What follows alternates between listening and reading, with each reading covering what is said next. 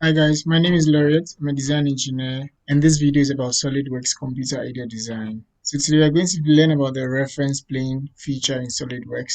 Now, if you have a figure like this, you cannot just click the front and decide to edit the sketch. That's not going to work in SolidWorks.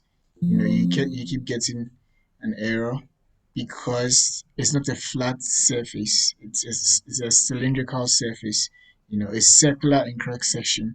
So what you're going to do is that you need to create a plane at the surface in order to edit it. So you just hit reference geometry, go to plane, and then choose which plane you want to design in, whether front plane, top plane, or right plane.